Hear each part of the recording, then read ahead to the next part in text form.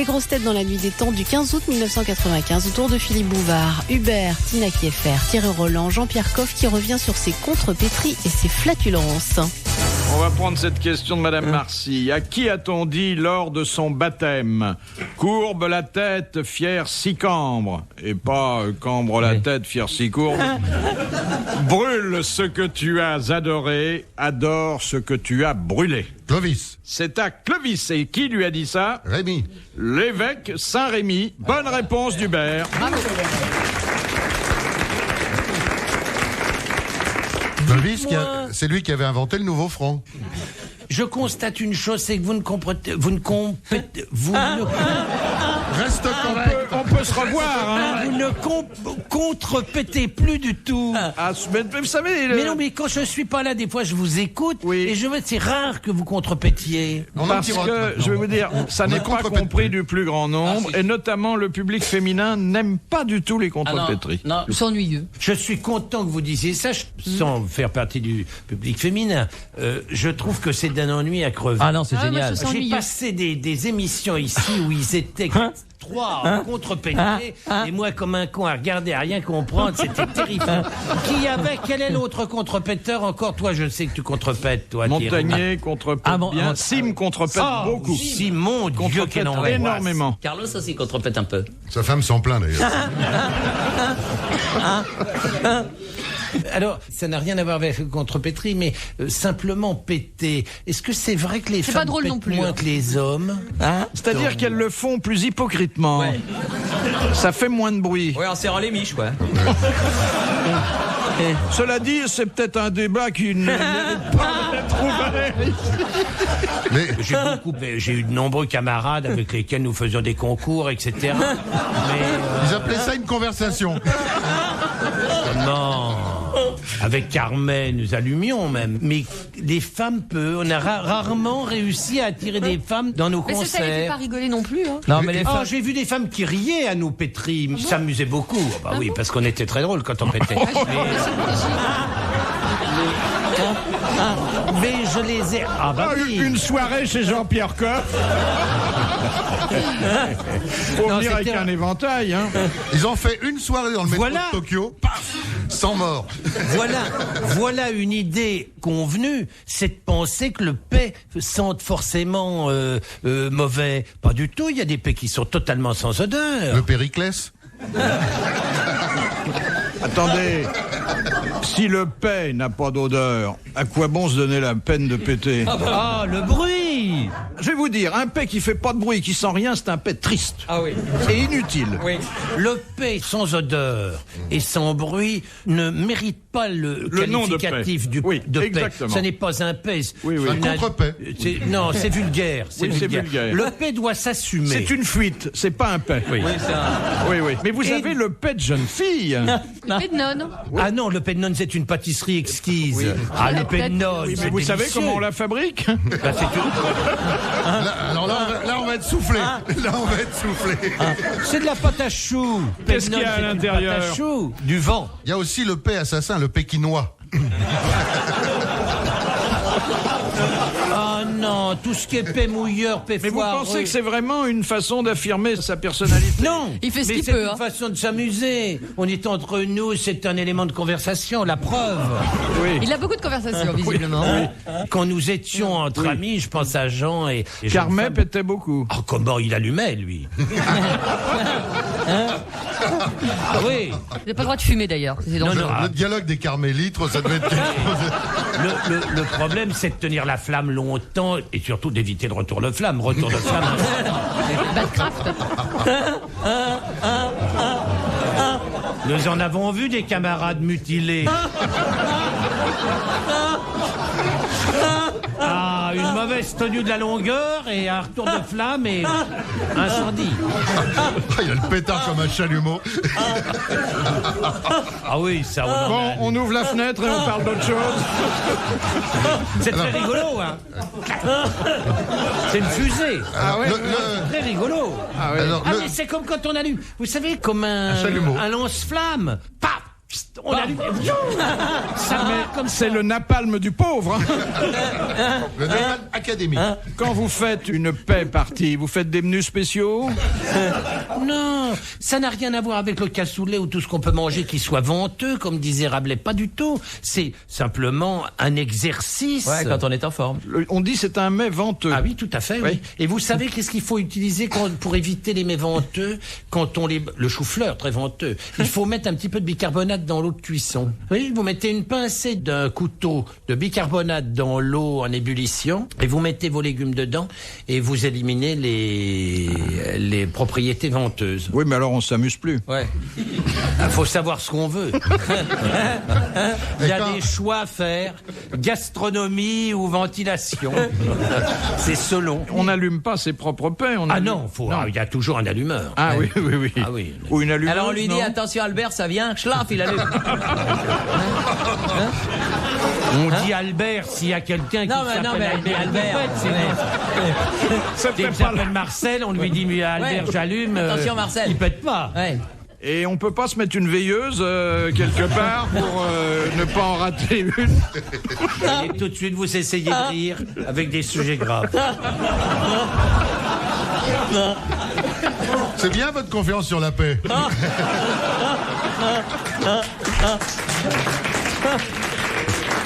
Question de Madame Poulet de Montureux-sur-Saône. Devenu premier consul, que fit apporter Napoléon Bonaparte dans sa chambre des Tuileries? C'est un grand plaisir, un luxe en même temps qu'il s'offrait. Un flipper. Non, ça c'est le dauphin. Ah, très bien. Ça se mangeait? Non. Ça se regardait? Oui. Un Les tableau? fleurs. Un tableau. Et il ne s'en lassait pas. Quand même pas la Joconde. Si, c'est Si. la Joconde. Eh ben alors. Qu'il a eu pendant plusieurs mois dans son appartement des Tuileries. Bonne réponse d'Hubert. Philippe Bouvard sur RTL, 4h, 4h30, les grosses têtes dans la nuit des temps. La question suivante était une question de Madame Ménard. Et on vous demandait quels étaient les 2 endroits les plus recherchés au musée du Louvre. La Joconde. Et les toilettes. La Joconde et les toilettes. Bonne réponse de Thierry Roland et de Tina Keffer. La Joconde et les toilettes. Chacun répondant à son niveau. Il avait déjà répondu la Joconde, alors j'ai pris ce qui restait. Hein. Vous le saviez, c'est un souvenir de visite, hein? Non, ça me semblait logique. Bah, étant donné la nature de nos conversations Voilà, aujourd'hui. exactement, on hein. était déjà un peu dans le sujet. Ah oui. Oh, j'aime bien le aujourd'hui, comme si les autres jours c'était très relevé. Non mais franchement, c'est pas parce que j'ai dit 2-3 bricoles sur Oh, le 2, pet 3 qu'ils sont bricoles. anécdotiques. On a eu une véritable conférence sur la flatulence. Hein. Oui, mais enfin, ça vous a pas dérangé, hein. Vous étiez plutôt du genre qui enchaîniez. J'avoue, moi ça, Ah ça bon, m'amuse. d'accord. Non, mais parce que c'est facile hein, de repasser le... Je suis un peu jaloux de vos facilités, mais bon, ça m'amuse. Écrase Pégase. Question de Madame Soulas. En dehors de l'écorce extérieure des agrumes, quel fruit possède un zeste? Il y a un fruit que nous connaissons bien, car nous en consommons, il en pousse chez nous, et à l'intérieur de ce fruit, il y a cette cloison membraneuse qui mérite le nom de zeste. La noix? La noix. Bonne réponse d'Hubert. La Là. noix. Waouh. Vous permettez, là... Non, franchement, Il est vexé, là. je voudrais juste poser une question. On a dit zeste ou on a dit ziste? Non, zeste. Le ziste, c'est autre chose. Alors le zeste, c'est quand même la partie extérieure du fruit. Or, vous avez dit la partie entre l'écorce et le fruit, qui Le est donc zeste, le la ziste. partie extérieure. Ah oui, le zeste d'un citron, c'est la partie jaune. Ah oui. Le ziste, c'est la partie blanche. Bon, eh bien alors, c'est une mauvaise réponse d'Hubert. Non, moi je savais pas que c'était la noix, hein, qu'il y Oui, avait un ziste oui. dans la noix. C'est une question que je pose à partir d'une précision entre le zeste et le ziste. Excusez-moi d'avoir l'air d'un Les noix. Je vais te joindre le zeste à la parole, moi. Non, mais la petite peau qui est sur la... Ça, c'est le prépuce. Sur la...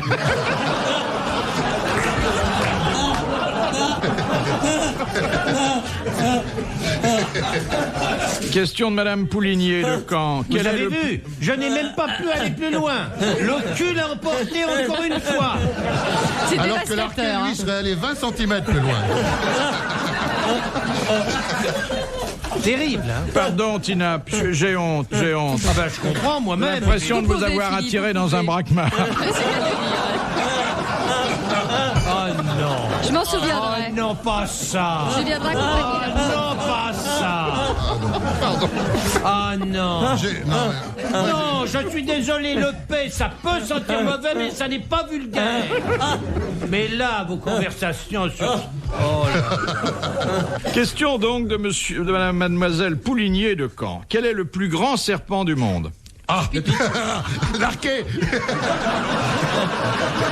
Là, quand il déroule le bras, Tu vas finir par être fâché, toi, avec l'arquet. Non, non, il a beaucoup de sens de l'humour. Oui, mais enfin là, à ce point-là, c'est plus de l'humour. Hein. C'est sexuel. Alors, c'est un serpent originaire d'Amérique du Sud. Et l'anaconda. il peut atteindre 9 mètres. C'est l'anaconda. Bonne réponse d'Hubert. Vous en avez vu? Ah ben tous les matins quand je fais... On n'en sortira pas. Hein. Oui, là, C'est la petite vipère de broussailles. Hein, ça. c'est mal engagé. Il est jaloux de l'arquet. C'est beau, un anaconda. Ah oui? Oh, magnifique. Je te remercie. Mais c'est terrifiant, non? Non, C'est un non. serpent, c'est fait joli pas les peur. serpents. Ah non, non, non. Ça fait de jolis sacs. Ah oui, mais avant que ça soit un sac, hein. Un serpent amoureux, ça se love. Question de Monsieur Gragnon. Avec qui Violette Nozière, qui avait été condamnée pour parricide, se maria-t-elle à sa sortie de prison où elle était restée 10 ans? Avec son avocat. Non. Non, avec Non, le. puis Avec Claude Chabrol. Non. Elle a épousé Claude Chabrol. Avec le fils de sa victime. Avec le fils, non, pas de sa victime. De son complice. Non, De son médecin. non, De son avocat. non, Du juge. non. On se rapproche, hein. Du directeur de la prison. Avec le procureur. fils du directeur Ouais, de c'est la ça. prison. Bonne réponse d'Hubert. Je devrais le savoir, moi j'ai tourné dans Violette Nozière. Qu'est-ce que vous faisiez? Mais Les j'examinais. violettes. Ah, le médecin. Le gynécologue, Ah, oui, j'examinais Isabelle Huppert. Et on y alors revient. Dans quel état vous avez trouvé le... Secret professionnel. C'est pour ça qu'on l'avait perdu de vue. RTL, 4h, 4h30, dans la nuit des temps des grosses têtes de Philippe Bouvard.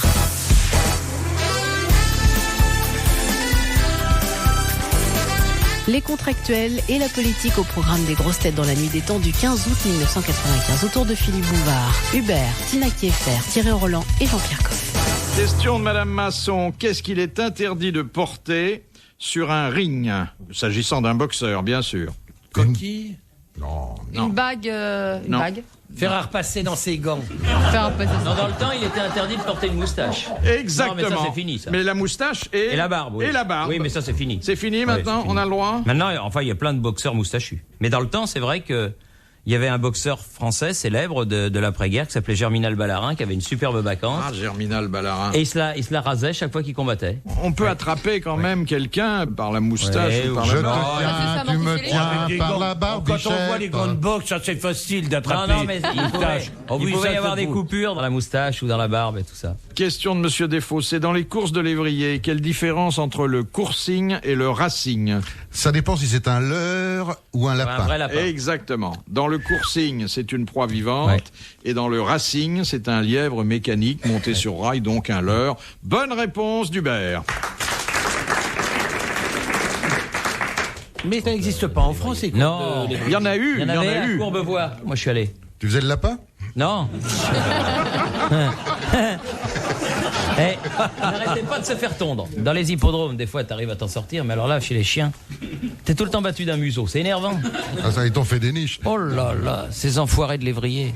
Mais il y a des jockeys qui montent dessus. Ah non, non. Ah non, non. On peut pas tricher alors là. non. Oh, mais c'est bon, pas drôle. Ça, c'est pas gentil. Ça. Attends, les jockeys, ils trichent pas. Ah non, jamais. Mais jamais. Non, non, Bon, attends. jamais. De toute façon, si le bon peuple de France paye les impôts qu'il paye, c'est grâce aux courses de chevaux. Sinon, il paierait plus. Ouais. Il y a le loto. Ah oui. Et les casinos et les machines à sous. Ouais, ouais. hein. Les PV. Tous les impôts Ah bah, les ah PV, non, non, maintenant. ça, ce sont les impôts Ah non, maintenant- volontaires. Non, maintenant, on faut n'est pas obligé. Maintenant, faut faire attention. Hein. Jusqu'à il y a quelques temps, là, on a pu se garer n'importe où, mais maintenant, là, faut pas déconner. Hein. C'est qu'elles ont recommencé, ces énormes salauds. Moi, je compte.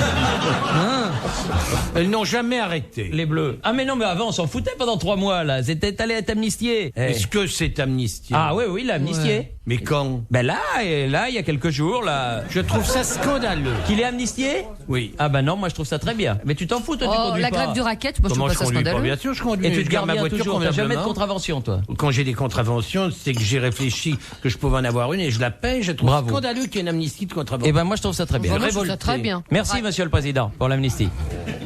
C'est scandaleux que Coff conduise, surtout. Jamais eu d'accident de voiture. Je n'ai jamais eu d'accident dont je n'ai été responsable. Ça veut dire quoi? J'ai eu 2 accidents dans ma vie. 2 fois, 2 types. 3 cinglés bourrés qui descendaient les Champs-Élysées à 160 à l'heure. Et un type de 87 ans qui a brûlé un stop. Voilà les 2 accidents que j'ai eus en 50 ans de conduite, en 40 ans de conduite. Bravo, J'ai eu mon que Jean-Pierre. ça. Mais te laisse pas faire et tout. Tu vas pas te faire emmerder parce que moi je trouve que tu conduis très bien. Vous êtes J'avais monté dans la avec lui? voiture. Non. Non. Je conduis très vite. Malheureusement, je n'ai plus que 2 points. Là, c'est un drame affreux. Pourquoi il te les a enlevés? Avec cette vitesse. Ah oui. Ça, ce sont des incartades que je ne devrais pas commettre. D'ailleurs, je bats ma coulpe et c'est comme ça. Alors après, tant pis, je conduirai plus. À Ouais, combien ouais. vous rouliez? Je sais pas, une fois 179, une autre fois 185, des trucs comme ça. Et sur Mais- les Champs-Élysées, toujours? Non. À l'envers, sur le périphérique. Sur une autoroute désert où on se demande ce que faisaient 3 Ouais. flics là. Ah ouais. Ouais, Vraiment, ça à c'est des énervant. endroits, c'est stupide quoi. Non mais encore ça c'est des vraies contraventions, je veux dire. Bon mais tandis que ces immondes salopes là qui se baladent dans les rues. On met en danger la vie de Mais personne. je hein. ne suis pas d'accord avec toi du tout. Mais Enfin, attends, et quand il y a un camion qui Mais est ce au que je ne milieu. suis pas d'accord avec toi du tout. Ouais, Ce que je trouve scandaleux, c'est qu'on ne verbalise jamais qui on devrait verbaliser. Voilà, et ben je C'est-à-dire ne le fais que pas dire. Les couloirs d'autobus, il y a toujours Voilà, des bagnoles avec des les camions chauffeurs, qui ils sont n'ont garés au jamais milieu. de contravention. Voilà. Ça, c'est révoltant. Voilà. Et je trouve qu'on devrait respecter les eurodateurs. Ça... Mais moi je respecte le rodateur, mais pas pendant les 3 mois qui précèdent l'élection Mais présidentielle. pourquoi C'est tout. Mais pourquoi Voilà. C'est pas parce qu'il y a un nouveau président de la République Mais qu'on si, doit faire des puisque conneries. tu sais qu'il va te faire l'amnistie, donc t'en as rien à foutre. Eh bien, tu te moi, gares où tu veux. je serai élu président de la République. Non, tu seras pas. Je n'amnistierai pas. Non, tu seras pas. Alors, je vais me présenter la Non, prochaine fois. ça marchera pas parce que vous avez que 2 points à votre permis de conduire. J'ai bien parfait. Ah, écoutez, il y a déjà des gens qui se présentent alors qu'ils sont ils sont en examen. Je veux dire, c'est pas avec 2 points que je vais me priver de me présenter à quoi que ce soit. D'ailleurs, si vous m'emmerdez, je me présente au municipal. Alors, Il va nous me présente où je veux. J'ai pas de compte à rendre. Il va nous taper dessus avec ses 2 petits points. Qu'est-ce que c'est que ces façons? Mais moi, j'amènerai du saucisson dans les réunions Ah, bah, Cécile. ah, Il n'y a bah jamais à alors. quoi boire. Et bah, Thierry Moi, amènera j'amène mon l'arquet. panier.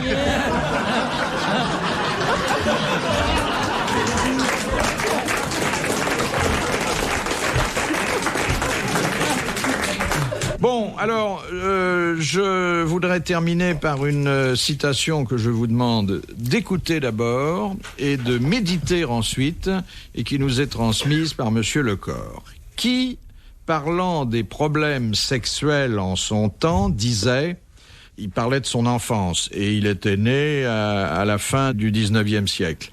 Les petits garçons vivaient avec leur sexe comme le petit Spartiate vivait avec un renard caché sous son manteau, ce qui est assez beau. C'est un écrivain. Un grand écrivain français, aujourd'hui disparu. Zola. Non, parce que Zola, il est mort, lui, beaucoup plus tôt. Celui-là, nous l'avons connu, il a dû mourir il y a... Mauriac. C'était François Mauriac. Bonne réponse d'Hubert. Bravo, merci, à la prochaine. Retrouvez les grosses têtes dans la nuit des temps sur RTL.fr.